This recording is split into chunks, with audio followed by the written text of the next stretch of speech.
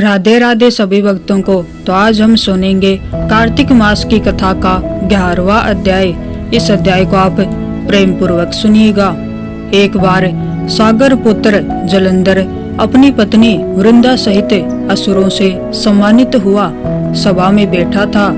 तभी गुरु शुक्राचार्य का वहां आगमन हुआ।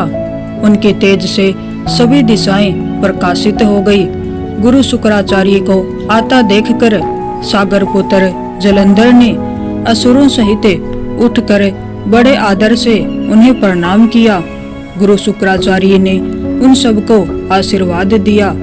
फिर जलंधर ने उन्हें एक दिव्य आसन पर बैठाकर स्वयं भी आसन ग्रहण किया। फिर सागर पुत्र जलंधर ने उनसे विनम्रता पूर्वक पूछा, हे गुरुजी, आप हमें यह बताने की कृपा करें कि राहु का सिर किसने काटा था।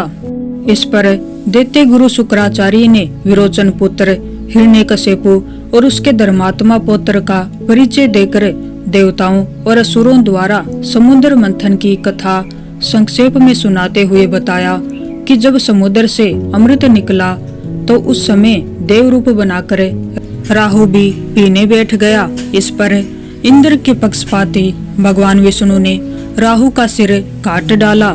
अपने गुरु के मुख से इस प्रकार के वचन सुनकर जलंधर के क्रोध की सीमा न रही।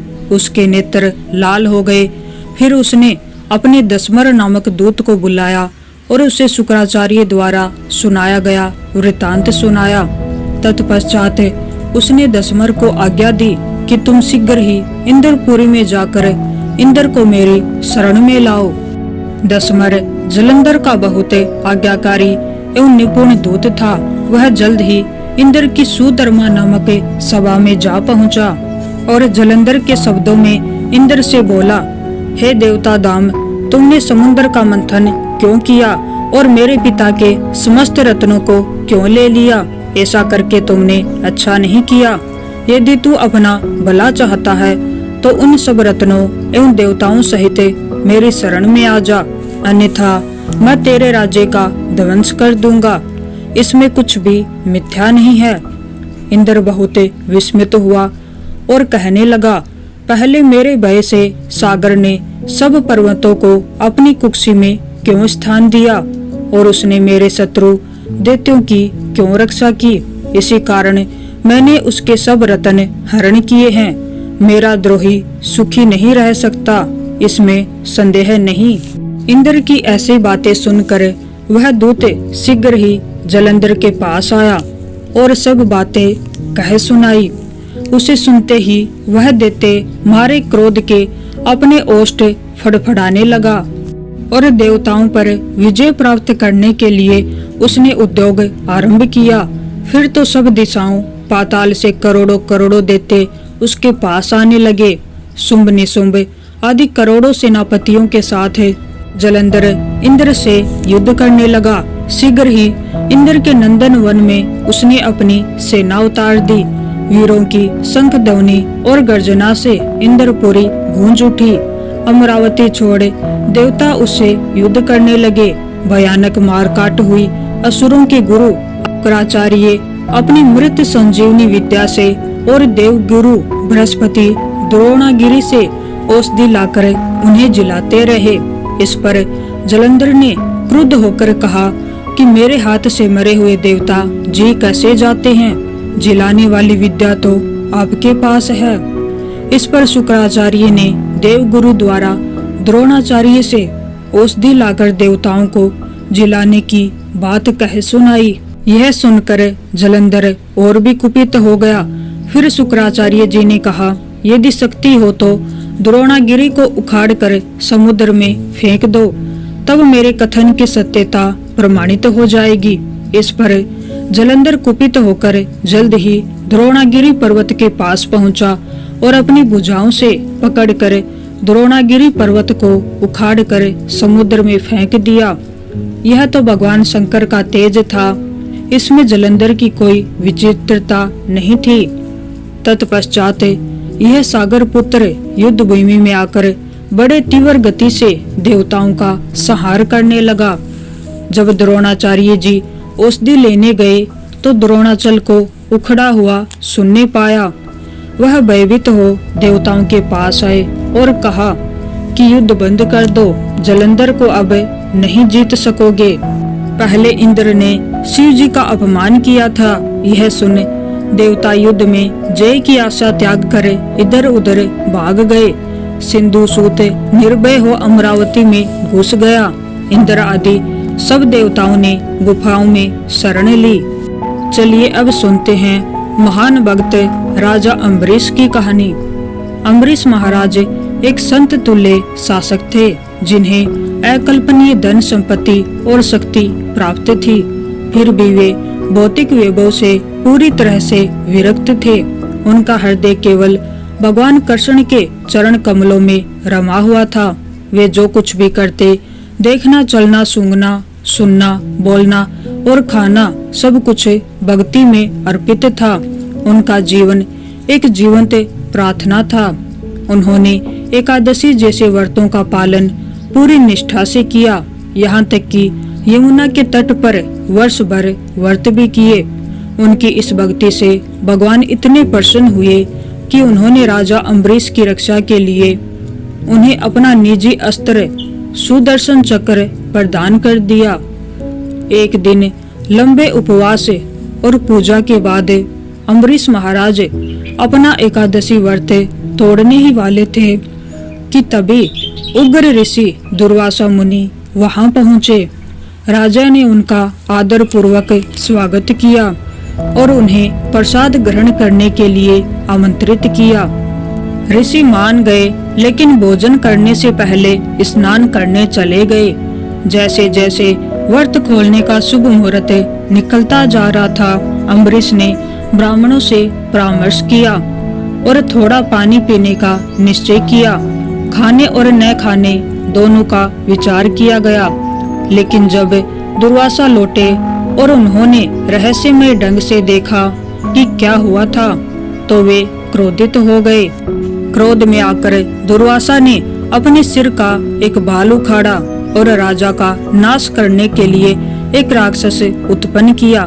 फिर भी शांत और समर्पित अम्बरीश ने हिम्मत नहीं हारी। भगवान विष्णु का दिव्य चक्र सुदर्शन तुरंत प्रकट हुआ और राक्षस का नाश कर दिया। फिर स्वयं दुर्वासा की ओर मुड़ा। भयभीत होकर ऋषि भाग गए। वे पृथ्वी भर में सुमेरु पर्वत पर, ब्रह्मा के पास, शिव के पास, यहाँ तक कि वैकुंठ में भगवान विष्णु के पास भी सुरक्षा की गुहार लगाने गए, परंतु किसी ने उनकी मदद नहीं की। जब दुर्वासा ने भगवान विष्णु से रक्षा की याचना की, तो भगवान ने उत्तर दिया, मैं स्वतंत्र नहीं हूँ। मैं पूरी तरह से अपने भक्तों के अधीन हूँ। जो उन्हें अपमानित करते हैं, उन्हें मैं भी नहीं बचा सकता। अम्बरीश महाराज के पास जाओ, केवल वही तुम्हें क्षमा कर सकते हैं। दुर्वासा ऋषि लौटकर अम्बरीश के चरणों में गिर पड़े। राजा को अभिमान नहीं, केवल करुणा हुई और उन्होंने सुदर्शन से प्रार्थना की कि वे उन्हें बचा ले। हे भक्तों के रक्षक, यदि मुझे भगवान हरि से थोड़ा भी प्रेम है, तो कृपा अपनी ज्वाला को शांत करे और इस आत्मा को बचा ले। दुर्वासा की आंखों में आंसू आ गए और उन्होंने भक्तों की महानता को स्वीकार किया। तुमने पूरा 1 साल बिना खाए पिए सिर्फ मेरे लिए इंतजार किया। हालांकि मैंने तुम्हें बर्बाद करने की कोशिश की, तुमने मेरी जान बचाई। मैं तुम्हारा हमेशा ऋणी रहूंगा। चलिए अब सुनते हैं राजा परीक्षित की कहानी।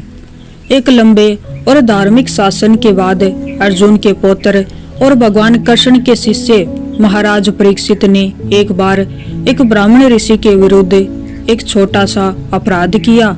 शिकार करते समय वे थके हुए और प्यासे थे, इसलिए वे समीक ऋषि के आश्रम में पहुँचे, जो गहन ध्यान में लीन थे। कोई प्रतिक्रिया न मिलने पर राजा ने मानवीय कमजोरी के एक क्षण में शरारत के रूप में ऋषि के कंधों पर एक मरा हुआ सांप रख दिया। जब ऋषि के छोटे पुत्र श्रृंगी को यह बात पता चली, तो उन्होंने क्रोधित होकर परीक्षित को श्राप दिया कि 7 दिन के बाद तक्षक सर्प उन्हें डस लेगा और उनकी मृत्यु हो जाएगी। जब यह समाचार परीक्षित तक पहुंचा तो उन्होंने कोई प्रतिक्रिया नहीं की, बल्कि इसे भगवान की दिव्य व्यवस्था मानकर शांतिपूर्वक स्वीकार कर लिया। यदि 7 दिन में मृत्यु आ रही है तो मुझे प्रभु के विषय में पूरे ध्यान से सुनने की तैयारी करनी चाहिए। परीक्षित ने अपना राज्य, परिवार और सुख सुविधाएं त्याग दी।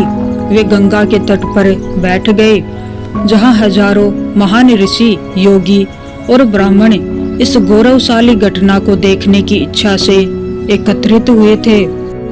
इस पवित्र क्षण में व्यास देव के पुत्र सुखदेव गोस्वामी प्रकट हुए, एक 16 वर्षीय तेजस्वी ऋषि जो नग्न और निश्चित होकर शरीर या समाज से अनासक्त होकर विचरण करते थे।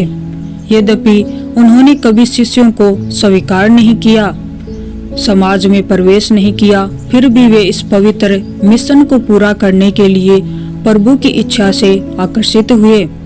परीक्षित ने उन्हें प्रणाम किया और पूछा, हे गुरु, मुझे 7 दिन में मरना है, मुझे बताइए मरने वाले व्यक्ति का कर्तव्य क्या है, सर्वोच्च पुण्य क्या है। सुखदेव मुस्कुराए और बोले, यह प्रश्न गौरवशाली है। जीवन के परम लक्ष्य से संबंधित ऐसा प्रश्न सभी जीवों के लिए लाभकारी है। आपने मृत्यु की परीक्षा उत्तीर्ण कर ली है। उन्होंने श्रीमद् भागवत कहना आरंभ किया, जो निष्कलंक पुराण है, वैदिक वृक्ष का पका हुआ फल है, जो भगवान कृष्ण की दिव्य लीलाओं का वर्णन करता है। लगातार 7 दिन और रातों तक सुखदेव ने संपूर्ण भागवत का पाठ किया। ब्रह्मांड की रचना और प्रभु का विस्तार, ध्रुव, प्रहलाद और अम्बरीश जैसे महान भक्तों की कथाएं, विष्णु के अवतार जिनमें राम, नरसिंह, वामन और कृष्ण शामिल हैं, श्री कृष्ण का प्राकट्य, उनकी बाल लीलाएं, गोवर्धन लीला, रास लीला तथा राक्षसों का उद्धार और अंत में भगवान का त्याग, प्रस्थान और अपने शाश्वत निवास की ओर वापसी। परीक्षित बिना खाए, सोए या पिए पूर्ण मन से सुनते रहे। 7वें दिन भोर होते ही तक्षक सांप श्राप पूरा करने के लिए आगे आया, किंतु भक्ति से ओतप्रोत परीक्षित अविचलित रहे। वह कृष्ण के रूप, उनके नाम और उनकी लीलाओं का ध्यान करते हुए समाधि में बैठ गए। अग्नि सर्प ने उसे डस लिया और राजा को तुरंत मोक्ष प्राप्त हुआ और वह प्रकाश और दिव्य सुगंध से घिरे हुए भगवान के धाम में पहुंच गया। ऋषिगण दुख से नहीं बल्कि आनंद से रोए, क्योंकि उन्होंने देखा था कि भगवान की महिमा सुनने से अमरता प्राप्त होती है। वन में लौटने से पहले सुखदेव गोस्वामी ने घोषणा की, कलयुग में जब धर्म का ह्रास होगा, यह भागवत सूर्य के समान चमकेगा। जो लोग इसे श्रद्धा और भक्ति के साथ सुनेंगे वे मोह से पार हो जाएंगे। और इस प्रकार भागवत सुत गोस्वामी के माध्यम से आगे बढ़ा, जिन्होंने इसे नैमिषारण्य में शौनक के नेतृत्व में ऋषियों को सुनाया। इस प्रकार श्रीमद् भागवत कलयुग का शाश्वत प्रकाश बन गया। जब सब कुछ विफल हो जाता है तब भक्ति की आवाज को संरक्षित करता है। ये था कार्तिक मास की कथा का 11वां अध्याय। सारे अध्याय सुनने के लिए हमारे चैनल से जुड़े रहे। आप सभी को राधे राधे।